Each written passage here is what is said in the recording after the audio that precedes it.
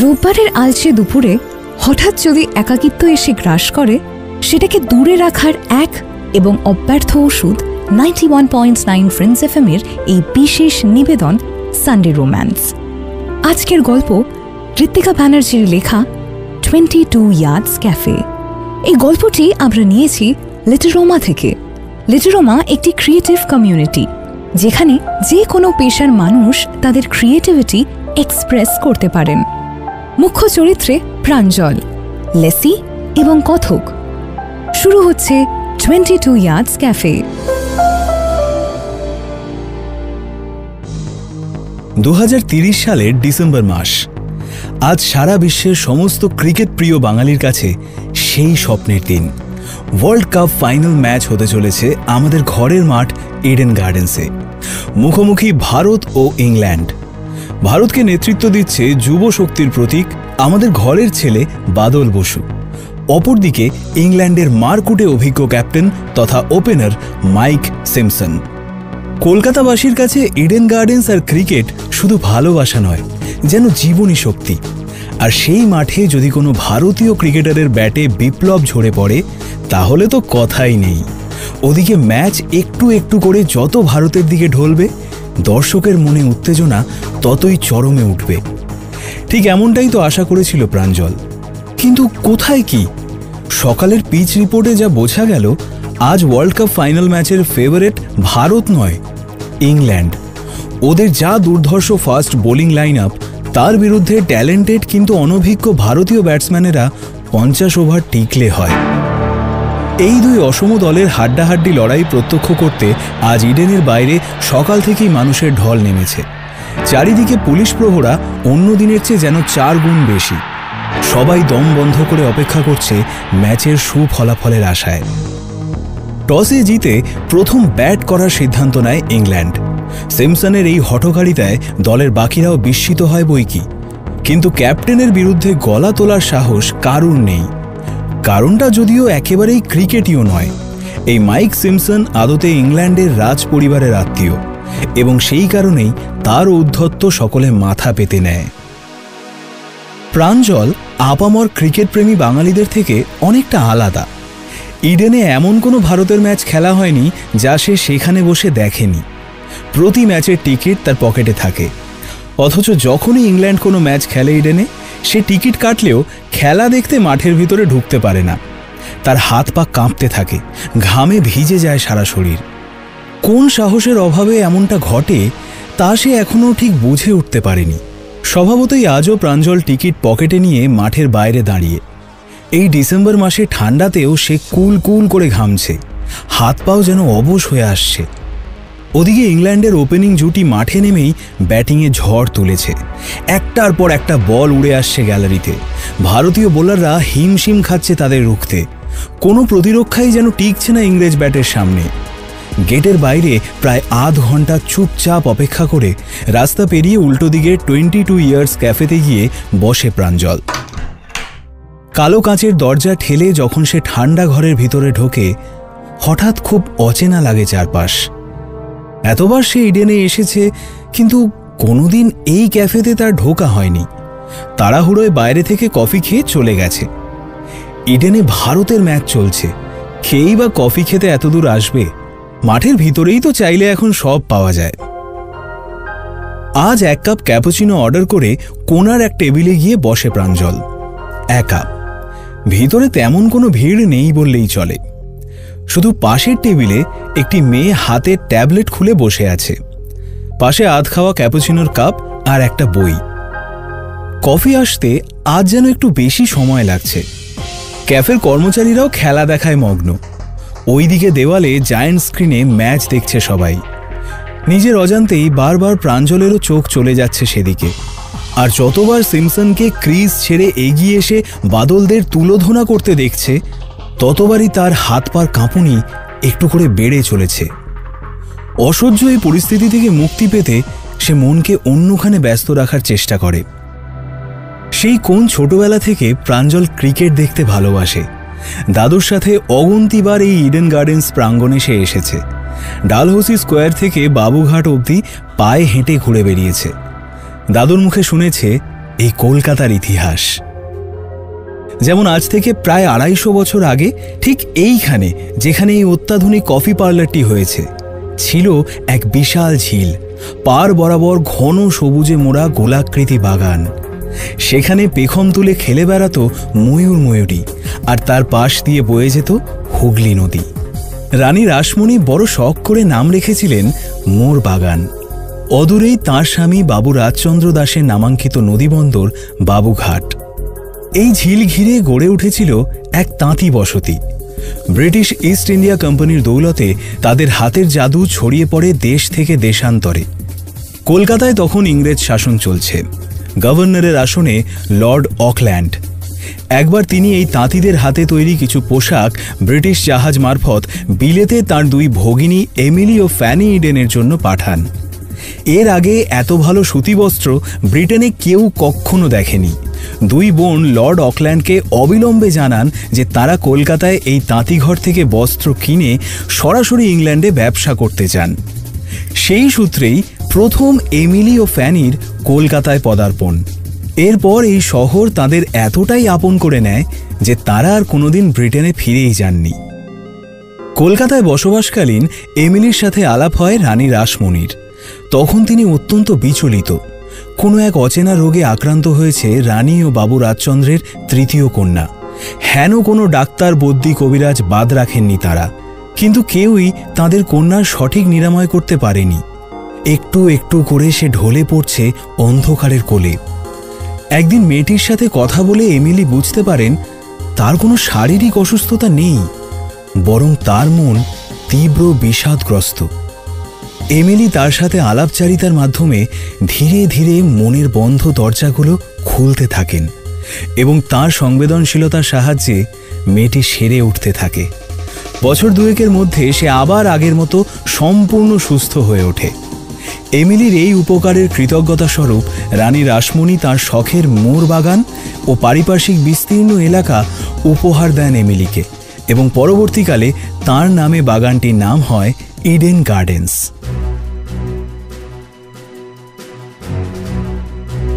Match যত গড়াচ্ছে, ভিড়ের উল্লাস ধীরে ধীরে হাওয়ায় মিশে ক্রমশ মলিন হয়ে যাচ্ছে। স্কোরবোর্ডে তখন ইংল্যান্ডের রানের পাহাড়। লাস্ট ওভার চলছে। ইনিংস বিরতি হতে আর 5 মিনিট মতো বাকি।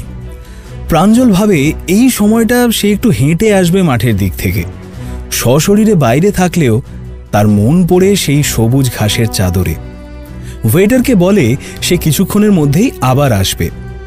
ব্যাগটাও রেখে যায় চেয়ারে। যাওয়ার সময় মেয়েটির সাথে একবার চোখাচোখি হয়। সে বোধহয় প্রাঞ্জলকে এই প্রথমবার লক্ষ্য করল। ইডেনের বাইরে ছেয়ে গেছে হকারে, কি নেই তাদের পসরায়, কিন্তু সবাই মন মরা। সবার মুখেই এক প্রশ্ন, বাদলরা কি পারবে এই বিধ্বংসী ইনিংসের বদলা নিতে, নাকি তাসের ঘরের মতো ভেঙে পড়বে তাদের দল? শুধু প্রাঞ্জলের স্থির বিশ্বাস, নিশ্চয়ই পারবে, তাদের পারতেই হবে। আজ দাদু থাকলে সাহস দিয়ে বলতেন, ভারতীয়রা চাইলে সব পারে, আমাদের বুকে আগুন, হাতে বন্দুক, কোনো শত্রু আমাদের ঠেকাতে পারবে না, কেবল মনোবল ভাঙলে চলবে না। আসলে প্রাঞ্জলের প্রপিতামহ ছিলেন স্বনামধন্য স্বাধীনতা সংগ্রামী, বেঙ্গল ভলেন্টিয়ার্সের সক্রিয় দলনেতা। তার নেতৃত্বে বাংলার বিপ্লবীরা ব্রিটিশ শাসনের বিরুদ্ধে বহু আন্দোলন গড়ে তুলেছিলেন। মাত্র 39 বছর বয়সে ব্রিটিশ গুলিতে তিনি প্রাণ হারান এই ডালহৌসি স্কোয়ারে, আজকের ইডেন গার্ডেন্সের সামনে। বাবার এই মর্মান্তিক পরিণতির একমাত্র প্রত্যক্ষদর্শী ছিলেন প্রাঞ্জলের দাদু। ভারত স্বাধীন হবার পরও অগণিতবার এই ইডেন গার্ডেন্স চত্বরে তিনি আসেন, সময় কাটান। ডালহৌসি স্কোয়ার থেকে বাবুঘাট অবধি পায়ে হেঁটে ঘুরে বেড়ান, বাবার স্মৃতি আঁকড়ে।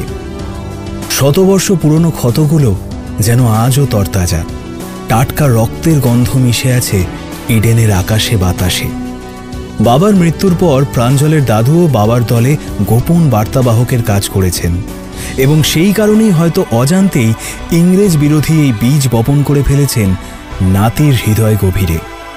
যখনই ইডেনে কোনো ইংরেজের ব্যাটে রানের ঝড় ওঠে, প্রাঞ্জলের বুক যেন জ্বলতে থাকে সেই দাবানলে। তখন তার সারা শরীর থরথর করে কাঁপে। পূর্বপুরুষের রক্তের গন্ধ তাকে তাড়িয়ে নিয়ে বেড়ায়।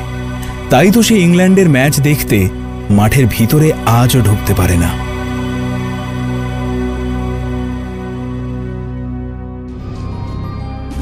মিনিট 40 এদিক সেদিক মাঠের বাইরে পায়চারি করে প্রাঞ্জল আবার ক্যাফেতে ফিরে আসে।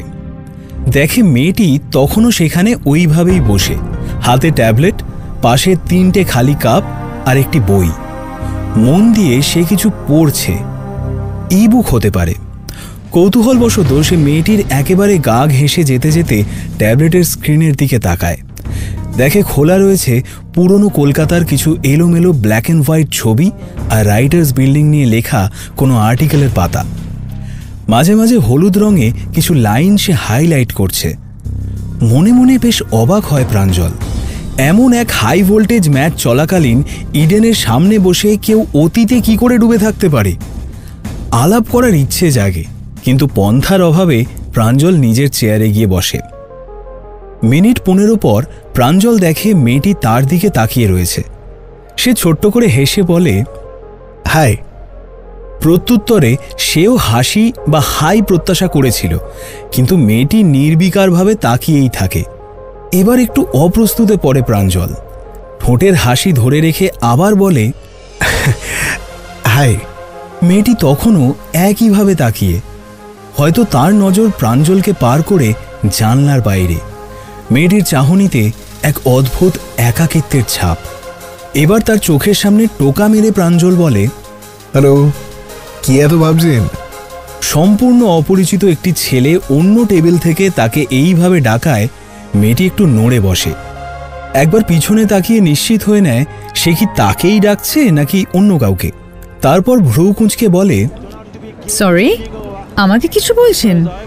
হ্যাঁ, এখানে আপনি ছাড়া আর তো কাউকে দেখছি না। মেয়েটি বোধহয় কিছু বলতে যাচ্ছিল, তাকে মাঝপথে থামিয়ে দিয়ে প্রাঞ্জল বলে, will you mind me joining you on the table? এমন আগ বাড়িয়ে কোনো ছেলে যদি টেবিল শেয়ার করতে চায়, যে কোনো মেয়েই তাতে আপত্তি জানাবে। হলো তাই। মেয়েটি একটু বিরক্তভাবেই বলে উঠল, সঙ্গীর অভাব পড়ে থাকলে টেন্ডার করুন। ততক্ষণে ভারতের ওপেনিং জুটি মাঠে নামার প্রস্তুতি নিচ্ছে।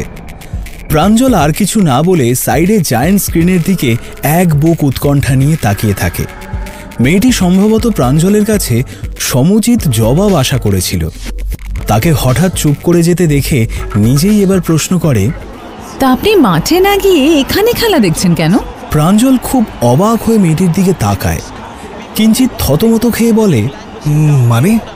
আপনাকে সকালে তো দেখলাম গেটের বাইরে টিকিট হাতে দাঁড়িয়ে থাকতে। কারোর জন্য ওয়েট করছিলেন মনে হলো।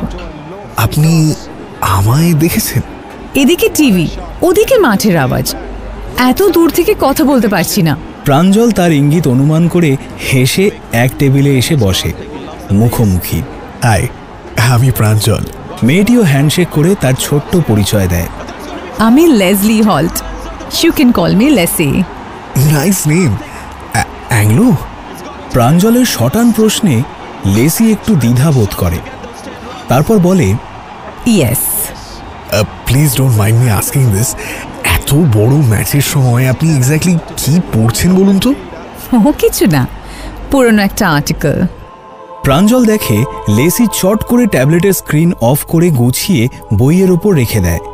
সে বোঝে লেসি এই বিষয়ে আলোচনা করতে খুব একটা আগ্রহী নয়, তাই সেও কথা না বাড়িয়ে অন্য প্রসঙ্গে চলে যায়। তা আপনি কি এই ক্যাফেতে রেগুলারলি আসেন? না, সেরকম নয়, তবে বছরের বিশেষ কিছু দিনে আসি। বিশেষ কিছু দিন? আচ্ছা, যেমন? থাক না সে কথা, পরে কখনো বলবো। তার চেয়ে বরং আপনার কথা শুনি। Well, I am like an open book. আমি ডাক্তারি পড়ছি, ক্রিকেট ভালোবাসি, ননভেজ খাই, শ্যামবাজারে থাকি। সূর্যাস্তের সময় ওদিকে মাঠে উল্লাস আবার যেন ফিরে আসছে। ওপেনিং জুটির হাত ধরে ভারতের ইনিংস একটু একটু করে গড়ে উঠছে।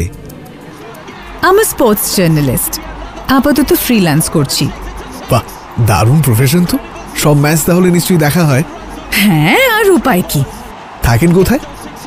জোর করবো না যদি আপনার বলতে আপত্তি থাকে। না না, আপত্তি কিসের? আমাদের বরাদ্দে সেই তো এক ফালি বারান্দা আর একটা অন্ধকার ঘর জুটেছে বো ব্যারাকে। লেসির গলায় যেন অভিমানের সুর ভেসে উঠল। আপনি বো ব্যারাক্সে থাকেন?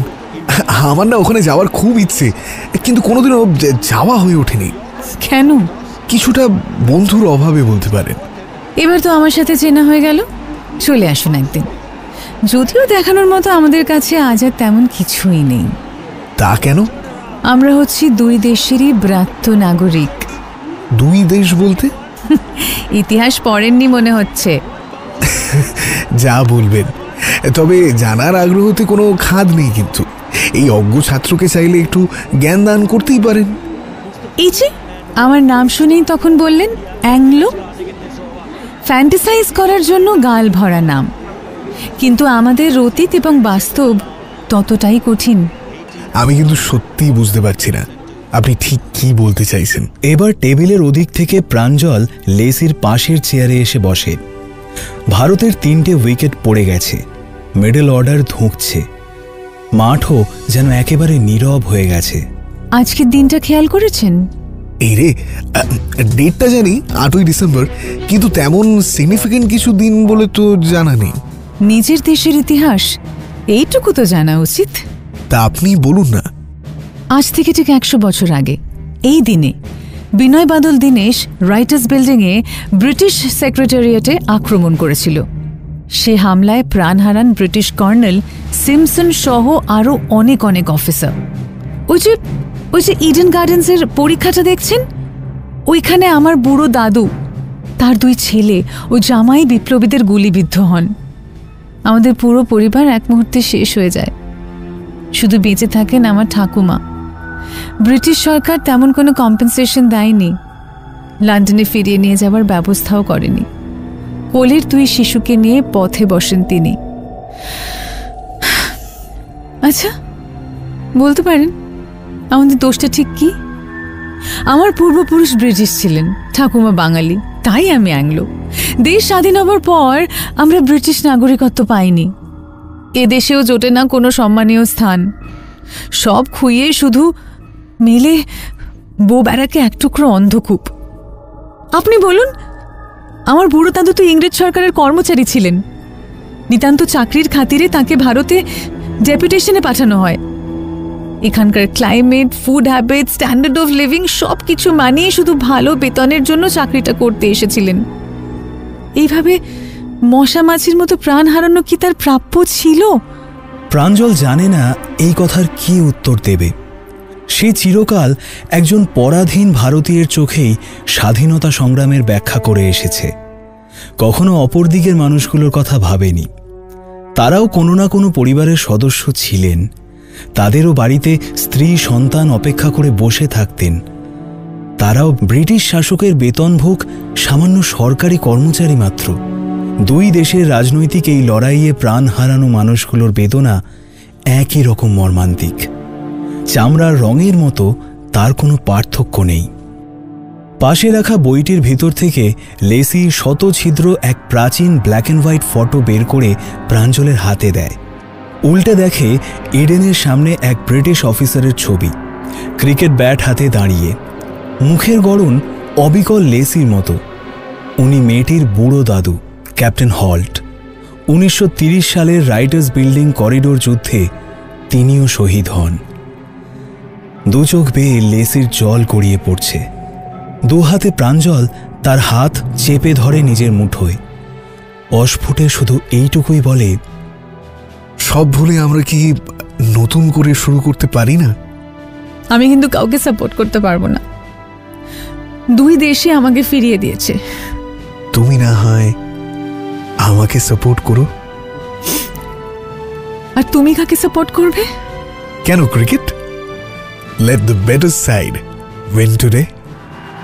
মাঠের ভিতর থেকে কানে ভেসে আসছে বাদলের হাফ সেঞ্চুরির উদযাপন। ক্যাফের জায়ান্ট স্ক্রিনের সামনে সবার উল্লাস, গোটা মাঠ ভরে গেছে তিরঙ্গার রঙে। 22 ইয়ার্স ক্যাফে মিটিয়ে দেয় তাদের মাঝে শতাব্দীর ধুলো জমা দূরত্ব। আজ থেকে একসাথে তাদের জীবনের পথ চলা শুরু। প্রাঞ্জলের কাঁধে মাথা রেখে লেসি বসে ইডেনের গ্যালারিতে। ম্যাচের বাকিটা তারা মাঠের ভেতরে লাইভ দেখে একসাথে।